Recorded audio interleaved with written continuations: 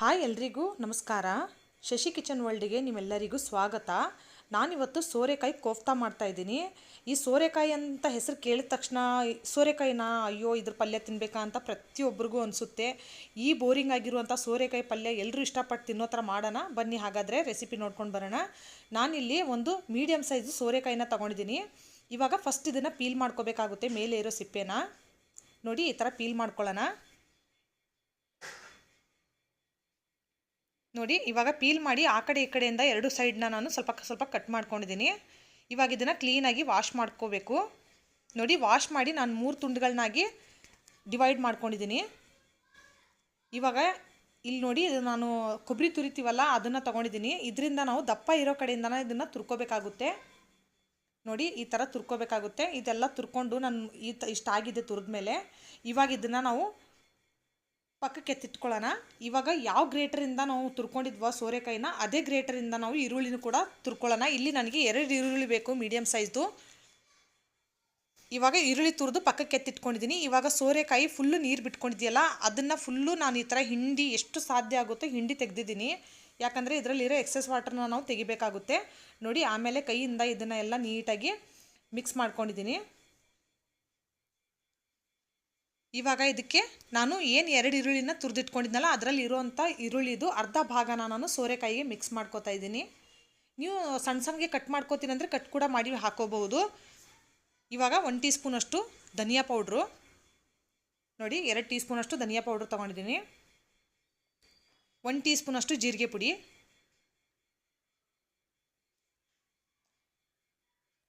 ಇವಾಗ ಜೀರಿಗೆ ಪುಡಿ ಹಾಕೊಂಡ್ಮೇಲೆ 1-2 ಟೀ ಸ್ಪೂನಷ್ಟು ಶುಂಠಿ ಮತ್ತು ಬೆಳ್ಳುಳ್ಳಿನ ರಫ್ಲಿ ಚಚ್ಕೊಂಡಿದ್ದೀನಿ. ನಾನು ಫುಲ್ ಫೈನ್ ಪೇಸ್ಟ್ ಮಾಡ್ಕೊಂಡಿಲ್ಲ, ತರಿಯಾಗಿ ಚಚ್ಕೊಂಡಿದ್ದೀನಿ. 2 ಟೀ ಸ್ಪೂನಷ್ಟು ಹಾಕ್ಕೊಂಡಿದ್ದೀನಿ. ಇವಾಗ 1 ಟೀ ಸ್ಪೂನಷ್ಟು ಅರಿಶಿನದ ಪುಡಿ ಹಾಕ್ಕೊಂಡಿದ್ದೀನಿ. ಇವಾಗ 2 ಟೀ ಸ್ಪೂನಷ್ಟು ಹಸಿಮೆಣಸಿನ್ಕಾಯಿನ ಇದನ್ನು ಕೂಡ ಚಚ್ಕೊಂಡಿದ್ದೀನಿ ನಾನು. ನೋಡಿ 2 ಟೀ ಸ್ಪೂನಷ್ಟು ತೊಗೊಂಡಿದ್ದೀನಿ. ಟೋಟ್ಲಿ 2 ಸ್ಪೂನ್ ಇದೆ ಇಲ್ಲಿ. ನಿಮ್ಮ ಖಾರ ತಕ್ಕ ನೋಡ್ಕೊಂಡು ಹಾಕ್ಕೊಳ್ಳಿ. ಆಮೇಲೆ ಸ್ವಲ್ಪ ಕಮ್ಮಿ ಹಾಕ್ಕೊಳ್ಳಿ, ಯಾಕಂದರೆ ಮುಂದೆನೂ ನಾವು ಖಾರ ಯೂಸ್ ಮಾಡ್ತೀವಿ. ಆಮೇಲೆ ಸ್ವಲ್ಪನೇ ಓಂ ಕಾಳು ಅಂತೀವಲ್ಲ ಅಜ್ವೈನ್ ಅಂತ ಅದನ್ನು ಕೂಡ ಸ್ವಲ್ಪ ಸೇರಿಸ್ಕೊಳ್ಳಿ. ಆಮೇಲೆ ಇಲ್ಲಿ ನಾನು 1 ಟೀ ಸ್ಪೂನಷ್ಟು ಅಚ್ಕಾರದ ಪುಡಿ ತೊಗೊಂಡಿದ್ದೀನಿ. ಮುಂದೆ ನಾನು ನೋಡ್ತೀನಿ ಕಮ್ಮಿ ಬಿದ್ದರೆ ಹಾಕೋತೀನಿ ಫ್ರೆಂಡ್ಸ್. ಆಮೇಲೆ ಇಲ್ಲಿ ಒಂದು 3-4 ಟೀ ಸ್ಪೂನಷ್ಟು ಕಡಲೆ ಹಿಟ್ಟನ್ನ ಮಿಕ್ಸ್ ಮಾಡ್ಕೋತಾ ಇದ್ದೀನಿ. ಕಡಲೆ ಹಿಟ್ಟು ನಾವು ನೋಡಿಕೊಂಡು ಬೈಂಡಿಂಗ್ ಮಾಡ್ಕೊಳ್ಳುವಾಗ ನಮಗೆ ಬೇಕು ಅನಿಸಿದ್ರೆ ಮತ್ತೆ ಸ್ವಲ್ಪ ನೋಡ್ಕೊಂಡು ಹಾಕೋಬಹುದು. ಆದರೆ ಮೊದಲಿಗೆ ಒಂದೇ ಸರ್ತಿ ಹಾಕ್ಕೊಳ್ಳೋಕೆ ಹೋಗಬೇಡಿ. ಆಮೇಲೆ ಸ್ವಲ್ಪ ಫ್ರೆಶ್ ಆಗಿರುವಂಥ ಕೊತ್ತಂಬರಿನೂ ಚಾಪ್ ಮಾಡಿ ಹಾಕ್ಕೊಂಡಿದ್ದೀನಿ. ಇವಾಗ ಎಲ್ಲನೂ ನೀಟಾಗಿ ಮಿಕ್ಸ್ ಮಾಡ್ಕೊಳ್ಳೋಣ ಬನ್ನಿ. ಕಡಲೆ ಹಿಟ್ಟನ್ನ ಒಂದೇ ಸರ್ತಿ ಜಾಸ್ತಿ ಹಾಕೋಕ್ಕೂ ಹೋಗಬೇಡಿ. ಆಮೇಲೆ ಕಮ್ಮಿನೂ ಬೇಡ ಜಾಸ್ತಿನೂ ಬೇಡ. ಕಮ್ಮಿ ಆದರೆ ಏನಾಗುತ್ತೆ ಅಂದರೆ ಇದನ್ನು ನಾವು ಏನು ಈ ಕೋಫ್ತಾನ ನಾವು ಆಯಿಲಲ್ಲಿ ಫ್ರೈ ಮಾಡ್ತೀವಲ್ಲ ಆ ಟೈಮಲ್ಲಿ ಬಿಟ್ಕೊಂಡ್ಬಿಡುತ್ತೆ. ಆಮೇಲೆ ಜಾಸ್ತಿ ಆದರೆ ಬಜ್ಜಿ ಥರ ಆಗೋಗ್ಬಿಡುತ್ತೆ, ಒಳಗಡೆವರೆಗೂ ಎಲ್ಲ ಕ್ರಿಸ್ಪಿನೆಸ್ ಇರೋಂಗಿಲ್ಲ. ಅದಕ್ಕೋಸ್ಕರ ನೋಡಿ ಇವಾಗ ನನಗೆ ಖಾರದ ಪುಡಿ ಕಮ್ಮಿ ಅನಿಸಿತ್ತು. ತಿರ್ಗಾ ಮತ್ತೆ ನಾನು ಅಚ್ಕಾರದ ಪುಡಿ ಸೇರಿಸ್ಕೊಂಡಿದ್ದೀನಿ. ನೋಡಿ ಸೇರಿಸ್ಕೊಂಡಿದ್ದೀನಿ 1 ಟೀ ಸ್ಪೂನಷ್ಟು. ಇವಾಗ ಇದನ್ನು ಮಿಕ್ಸ್ ಮಾಡ್ಕೋಬೇಕು. ಇಲ್ಲಿ ಉಪ್ಪನ್ನ ನಾನು ಮೊದಲೇ ಹಾಕ್ಕೊಂಡಿರಲಿಲ್ಲ, ಆಮೇಲೆ ಹಾಕೋತಾ ಇದ್ದೀನಿ. ಯಾಕಂದರೆ ಮೊದಲೇ ಉಪ್ಪನ್ನ ಹಾಕ್ಕೊಂಡ್ಬಿಟ್ರೆ ಏನಾಗುತ್ತಂದರೆ ಇದು ಸೋರೆಕಾಯಿ ಮೊದಲೇ ನೀರಿನ ಅಂಶ ಇರುತ್ತೆ, ಉಪ್ಪು ಹಾಕ್ಕೊಂಡ್ರೆ ಇನ್ನೂ ನೀರು ಬಿಟ್ಕೊಂಡ್ಬಿಡುತ್ತೆ. ಅದಕ್ಕೋಸ್ಕರ ನೀವು ಇನ್ನೇನು ಕೋಫ್ತಾ ಫ್ರೈ ಮಾಡ್ತೀರ ಅನ್ನೋ ಟೈಮಲ್ಲಿ ಸಾಲ್ಟ್ ಹಾಕ್ಕೊಂಡು ಮಿಕ್ಸ್ ಮಾಡ್ಕೊಳ್ಳಿ. ಬನ್ನಿ ಇವಾಗ ಕೋಫ್ತಾನ ನಾವು ರೆಡಿ ಮಾಡ್ಕೊಳ್ಳೋಣ. ಇದು ಅದು ಶೇಪ್ ಅಂತ ಏನಿಲ್ಲ ಫ್ರೆಂಡ್ಸ್, ನಿಮ್ಗೆ ಯಾವ ಶೇಪ್ ಬೇಕೋ ಆ ಶೇಪಲ್ಲಿ ನೀವು ಮಾಡ್ಕೋಬೋದು. ನಾನು ಈ ಥರ ಉದ್ದುದ್ಗೆ ಮಾಡ್ಕೋತಾ ಇದ್ದೀನಿ. ಆಮೇಲೆ ಜಾಸ್ತಿ ದಪ್ಪ ಮಾಡೋಕ್ಕೆ ಹೋಗಬೇಡಿ, ಮೀಡಿಯಮ್ ಸೈಜಲ್ಲಿ ಇರಲಿ. ಜಾಸ್ತಿ ದಪ್ಪ ಆದರೆ ಒಳಗಡೆ ಹಸಿನೇ ಇರುತ್ತೆ ಫ್ರೆಂಡ್ಸ್. ಅದಕ್ಕೋಸ್ಕರ ನಾನು ಈ ಥರ ಮಾಡ್ಕೋತಾ ಇದ್ದೀನಿ. ನೋಡಿ ಈ ಉದ್ದುದ್ಗೆ ಈ ಥರ ಶೇಪಲ್ಲಿ ನಾನು ಮಾಡ್ಕೋತಾ ಇದ್ದೀನಿ. ಇವಾಗ ಎಲ್ಲನೂ ಸೇಮ್ ಒಂದೇ ಸೈಜ್ದು ಮಾಡ್ಕೊಳ್ಳಿ ಫ್ರೆಂಡ್ಸ್. ನೀವು ಬೇಕು ಅಂದರೆ ರೌಂಡು ಮಾಡ್ಕೋಬೋದು, ಇಲ್ಲಾಂದರೆ ಕಟ್ಲೆಟ್ ಥರನೂ ಮಾಡ್ಕೋಬೋದು. ನಿಮ್ಗೆ ಯಾವ ಥರ ಬೇಕೋ ಆ ಥರ ಮಾಡ್ಕೊಳ್ಳಿ. ಸೋರೆಕಾಯಿ ನಿಜವಾಗ್ಲೂ ಯಾರಿಗೂ ಇಷ್ಟ ಆಗಲ್ಲ ಫ್ರೆಂಡ್ಸ್, ನಿಜವಾಗ್ಲೂ ಹೇಳ್ತೀನಿ. ಬಟ್ ಇದನ್ನು ತಿನ್ನಬೇಕು, ಒಳ್ಳೆಯದು. ಇದರಲ್ಲಿ ನೀರಿನ ಅಂಶ ಜಾಸ್ತಿ ಇರುತ್ತೆ, ಅದಕ್ಕೆ ಎಲ್ಲರೂ ಇಷ್ಟಪಡಲ್ಲ ಅಂದರೆ ಈ ಥರ ಮಾಡ್ಕೊಳ್ಳಿ. ನೋಡಿ ಮಿಕ್ಕಿದ ಕೋಫ್ತಾಗಳನ್ನ ಇದೇ ಥರ ಮಾಡಿ ಎತ್ತಿಟ್ಕೊಂಡಿದ್ದೀನಿ. ಇಲ್ಲಿ ಎಣ್ಣೆ ಬಿಸಿ ಆಗಿದೆ, ಎಣ್ಣೆ ಬಿಸಿ ಮಾಡ್ಕೊಳ್ಳೋಣ. ಎಣ್ಣೆ ಬಿಸಿ ಆಗೋವರೆಗೂ ಮಿಕ್ಕಿದ ಕೋಫ್ತಾಗಳನ್ನೂ ಕೂಡ ನಾನು ರೆಡಿ ಮಾಡಿ ಇಟ್ಕೊಂಡಿದ್ದೀನಿ. ಇವಾಗ ಎಣ್ಣೆ ಬಿಸಿ ಆಗಲಿ ಚೆನ್ನಾಗಿ. ನೋಡಿ ಇವಾಗ ಎಣ್ಣೆ ಬಿಸಿ ಆದ ತಕ್ಷಣ ನಾವು ಹಾಕೊಂಡ್ಬಿಡೋಣ. ಚೆನ್ನಾಗಂದ್ರೆ ತುಂಬ ಜಾಸ್ತಿ ಬಿಸಿ ಮಾಡ್ಕೊಳ್ಳೋಕೆ ಹೋಗ್ಬೇಡಿ, ಮೀಡಿಯಮ್ ಫ್ಲೇಮಲ್ಲಿ ಇರಲಿ. ಇದು ಮೀಡಿಯಮ್ ಆಗಿ ಕಾಯಿಲಿ ಎಣ್ಣೆನ. ಆಮೇಲೆ ಇದು ಕೋಫ್ತಾ ಫ್ರೈ ಮಾಡೋವಾಗ ಮಾತ್ರ ಗ್ಯಾಸ್ನ ಸಿಮ್ಮಲ್ಲಿ ಇಟ್ಕೊಳ್ಳಿ.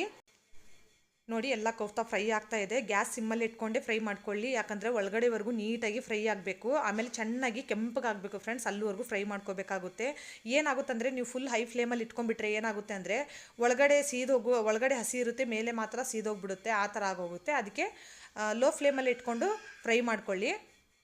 ನೋಡಿ ಇವಾಗ ಆಗಿದೆ, ತೆಗೆದುಬಿಡೋಣ ಸಾಕು. ಇದಕ್ಕಿಂತ ಜಾಸ್ತಿ ಮಾಡ್ಕೊಳ್ಳೋಕೆ ಹೋದರೆ ಕಪ್ಪಗಾಗ್ಬಿಡುತ್ತೆ. ಇವಾಗ ಇದನ್ನು ತೆಕ್ಕೊಂಡು ಪ್ಲೇಟ್ಗೆ ಟ್ರಾನ್ಸ್ಫರ್ ಮಾಡ್ಕೊಳ್ಳೋಣ. ನೋಡಿ ಎಷ್ಟು ಕಲರ್ ಚೆನ್ನಾಗಿ ಬಂದಿದೆ ನೋಡಿ ಫ್ರೆಂಡ್ಸ್. ಇದನ್ನು ಇದೇ ಥರ ತೆಗಿಯೋಣ. ನೋಡಿ ಎಲ್ಲೂ ಕೂಡ ಎಣ್ಣೆಲಿ ಒಡೆದೋಗಿಲ್ಲ, ಆಮೇಲೆ ಬಿಚ್ಕೊಂಡಿಲ್ಲ ಎಣ್ಣೆಲಿ. ನಾನು ಹಾಕಿದ ತಕ್ಷಣ ಕೋಫ್ತಾ ಎಷ್ಟು ಚೆನ್ನಾಗಿ ಫ್ರೈ ಆಗಿದೆ ನೋಡಿ ಫ್ರೆಂಡ್ಸ್. ನಾನು ಯಾವ ರೀತಿ ಬೈಂಡಿಂಗ್ ಮಾಡ್ಕೊಂಡಿದ್ನೋ ಅದೇ ರೀತಿ ಇದೆ ನೋಡಿ. ನೋಡ್ತಾ ಇರ್ಬೋದು ನೀವು, ಕಾಣಿಸ್ತಾ ಇರ್ಬೋದು ನಿಮಗೆ ಇಲ್ಲಿ. ಮಿಕ್ಕಿದ ಕೋಫ್ತಾಗಳನ್ನು ಇದೇ ಥರ ಸೇಮ್ ಪ್ರೊಸೆಸ್ಸಲ್ಲೇ ಫ್ರೈ ಮಾಡ್ಕೋಬೇಕಾಗುತ್ತೆ. ನೋಡಿ ಎಲ್ಲ ಕೋಫ್ತಾನು ಸೇಮ್, ಒಂದು ಕೋಫ್ತಾ ಕೂಡ ಒಡೆದೋಗಿಲ್ಲ, ಎಷ್ಟು ಚೆನ್ನಾಗಿ ಬಂದಿದೆ ನೋಡಿ. ಇದಕ್ಕೆ ಮೇನ್ ಕಡಲೆ ಹಿಟ್ಟನ್ನ ನಾವು ಬೈಂಡಿಂಗ್ ಮಾಡ್ಕೊಳ್ಳುವಾಗ ನೋಡ್ಕೊಂಡು ಬೈಂಡಿಂಗ್ ಮಾಡ್ಕೋಬೇಕು. ಕಮ್ಮಿ ಆಗಲಿ ಜಾಸ್ತಿ ಆಗಲಿ ಮಾಡ್ಕೊಳ್ಳೋಕೆ ಹೋಗಬೇಡಿ.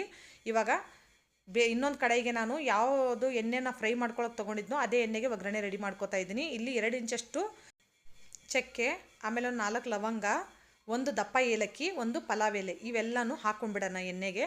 ಸ್ವಲ್ಪ ನೀಟಾಗಿ ಫ್ರೈ ಆಗಲಿ ಇದೆಲ್ಲ. ಇದು ಫ್ರೈ ಆದಮೇಲೆ 1 ಟೀ ಸ್ಪೂನಷ್ಟು ಜೀರಿಗೆ ಹಾಕ್ಕೊಂಡಿದ್ದೀನಿ. ನೋಡಿ ಎಲ್ಲ ಚೆನ್ನಾಗಿ ಫ್ರೈ ಆಗಿದೆ. ಆದಮೇಲೆ ಇವಾಗ ನಾನು ಏನು 2 ಮೀಡಿಯಮ್ ಸೈಜ್ ಈರುಳ್ಳಿನ ತುರಿದಿದ್ನಲ್ಲ, ಅದರಲ್ಲಿ ಅರ್ಧ ಭಾಗ ನಾನು ಕೋಫ್ತಾ ಫ್ರೈ ಮಾಡವ ಹಾಕಿದ್ದೀನಿ. ಇನ್ನು ಮಿಕ್ಕಿದ ಈರುಳ್ಳಿನ ಎಲ್ಲ ನಾನು ಇವಾಗ ಒಗ್ಗರಣೆಗೆ ಹಾಕೋತಾ ಇದ್ದೀನಿ. ನೋಡಿ ಚೆನ್ನಾಗಿ ಫ್ರೈ ಆಗಬೇಕು ಫ್ರೆಂಡ್ಸ್. ಇಲ್ಲಿ ಈರುಳ್ಳಿ ಕೂಡ ಗೋಲ್ಡನ್ ಕಲರ್ ಬರಬೇಕು, ಫುಲ್ ಸೀದೋಗೋ ಥರ ಎಲ್ಲ ಫ್ರೈ ಮಾಡ್ಕೊಳ್ಳೋದು ಬೇಡ. ನೋಡಿ ಎಲ್ಲ ನೀಟಾಗಿ ಮಿಕ್ಸ್ ಮಾಡ್ಕೊಳ್ಳೋಣ ಒಂದು ಸರ್ತಿ. ಇದು ಸೋರೆಕಾಯಿ ಕೋಫ್ತಾ ತುಂಬ ಟೇಸ್ಟಿಯಾಗಿರುತ್ತೆ ಫ್ರೆಂಡ್ಸ್. ನೀವು ಕೂಡ ಒಂದು ಸರ್ತಿ ಖಂಡಿತವಾಗ್ಲೂ ಟ್ರೈ ಮಾಡಿ. ಆಮೇಲೆ ಇಂಗ್ರೀಡಿಯೆಂಟ್ಸ್ನ ನಾನು ಏನೇನು ಯೂಸ್ ಮಾಡಿದ್ದೀನಿ ಅಂತ ಡಿಸ್ಕ್ರಿಪ್ಷನಲ್ಲಿ ಮೆನ್ಷನ್ ಮಾಡಿರ್ತೀನಿ. ನೀವೇನಾದರೂ ಮಾಡೋಂಗಿದ್ರೆ ಹೋಗಿ ಅಲ್ಲಿ ಚೆಕ್ ಮಾಡಿ. ನೋಡಿ ಈರುಳ್ಳಿ ಎಲ್ಲ ಚೆನ್ನಾಗಿ ಫ್ರೈ ಆದಮೇಲೆ 2 ಟೀ ಸ್ಪೂನಷ್ಟು ಶುಂಠಿ ಮತ್ತು ಬೆಳ್ಳುಳ್ಳಿನ ಚಚ್ಚಿ ತೊಗೊಂಡಿದ್ದೆ, ಅದನ್ನು ಕೂಡ ಹಾಕ್ತಾಯಿದ್ದೀನಿ.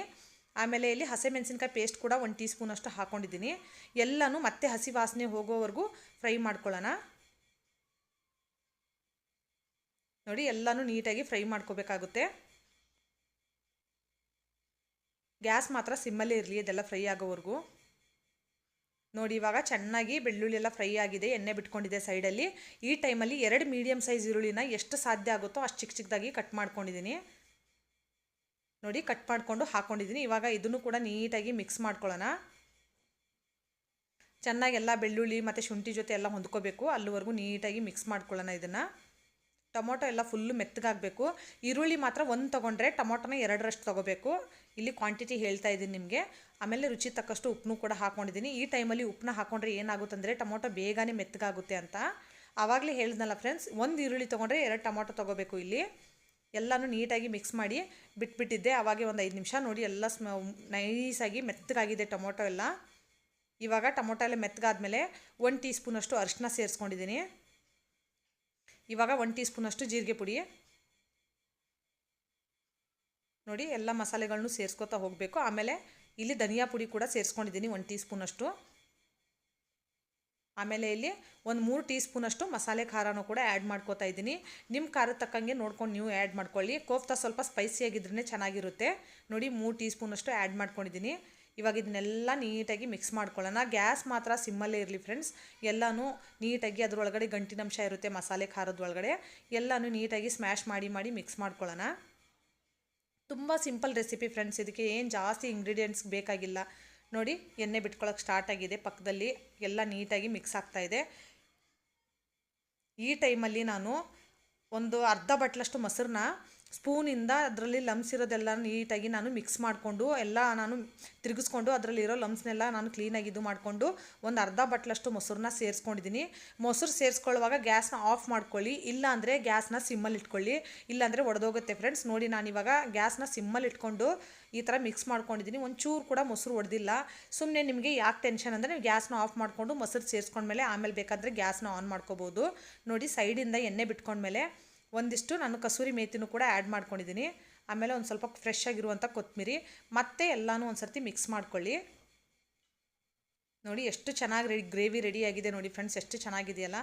ಎಲ್ಲನೂ ನೀಟಾಗಿ ಮಿಕ್ಸ್ ಮಾಡ್ಕೊಳ್ಳಿ. ಸ್ವಲ್ಪ ಆಯಿಲ್ ಎಲ್ಲ ಸಪ್ರೇಟ್ ಆಗೋವರೆಗೂ ವೇಟ್ ಮಾಡಿ. ಗ್ರೇವಿ ಎಷ್ಟು ಚೆನ್ನಾಗಿ ಕುದಿಯುತ್ತೋ ಅಷ್ಟೇ ಚೆನ್ನಾಗಿ ಕೋಫ್ತಾ ಕೂಡ ಆಗುತ್ತೆ ಫ್ರೆಂಡ್ಸ್. ಅದಕ್ಕೋಸ್ಕರ ಎಲ್ಲ ಮಸಾಲೆನೂ ಕುದಿಬೇಕು ನೀಟಾಗಿ. ಇದೆಲ್ಲ ಕುದ್ದಾದ್ಮೇಲೆ ಎಣ್ಣೆ ಎಲ್ಲ ಸಪ್ರೇಟ್ ಆಗಿದೆ ಅಂತ ಟೈಮಲ್ಲಿ ಇದಕ್ಕೆ ಹಾಟ್ ನೀರನ್ನೇ ಯೂಸ್ ಮಾಡಬೇಕು, ತಣ್ಣೀರು ಹಾಕೋಂಗಿಲ್ಲ, ಬಿಸಿ ನೀರನ್ನೇ ಯೂಸ್ ಮಾಡಬೇಕು. ಗ್ರೇವಿ ಕನ್ಸಿಸ್ಟೆನ್ಸಿ ಇಲ್ಲಿ ನೋಡ್ಕೊಳ್ಳಿ, ನಿಮಗೆ ಹೇಳ್ತೀನಿ ನಾನು. ಜಾಸ್ತಿ ಗಟ್ಟಿನೂ ಮಾಡ್ಕೋಬೇಡಿ, ಜಾಸ್ತಿ ತೆಳ್ಳಗೂ ಮಾಡ್ಕೋಬೇಡಿ. ನೀವೇನಾದರೂ ರೈಸ್ ಜೊತೆ ತಿಂತೀನಿ ಅಂದರೆ ಸ್ವಲ್ಪ ತೆಳ್ಳಗೆ ಮಾಡ್ಕೊಳ್ಳಿ. ಚಪಾತಿ ಜೊತೆ ತಿಂತೀನಿ, ಪೂರಿ ಜೊತೆ ತಿಂತೀನಿ ಅಂದರೆ ನೀವು ಸ್ವಲ್ಪ ಥಿಕ್ನೆಸ್ ಇರಲಿ, ಗಟ್ಟಿನೇ ಇರಲಿ. ಯಾಕಂದರೆ ಚಪಾತಿ ಮತ್ತು ಪೂರಿ ಜೊತೆ ಎಲ್ಲ ಅಷ್ಟೊಂದು ತೆಳ್ಳಗಿದ್ರೆ ಚೆನ್ನಾಗಿರಲ್ಲ.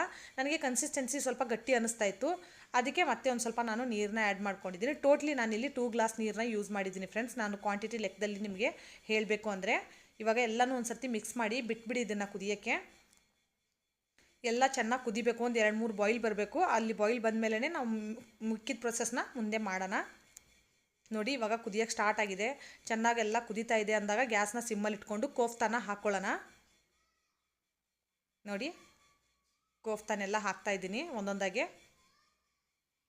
ಸ್ವಲ್ಪ ಹಾಕುವಾಗ ಹುಷಾರು, ತುಂಬ ಸಾಫ್ಟಾಗಿರುತ್ತೆ ಕೋಫ್ತಾ. ಆಮೇಲೆ ಕೋಫ್ತಾ ಯಾವ ರೀತಿ ಇರಬೇಕು ಅಂದರೆ ಫ್ರೆಂಡ್ಸ್, ನಾವು ಊಟ ತಿನ್ನುವಾಗ ಸ್ಪೂನ್ ಟಚ್ ಆದ ತಕ್ಷಣ ಮೆತ್ತಿಗೆ ನಮಗೆ ಅದು ಸಪ್ರೇಟ್ ಆಗಬೇಕು, ಆ ಥರ ಅಷ್ಟು ಮೆತ್ತಿಗೆ ನಮಗೆ ಕೋಫ್ತಾ ಆಗಬೇಕು ಫ್ರೆಂಡ್ಸ್.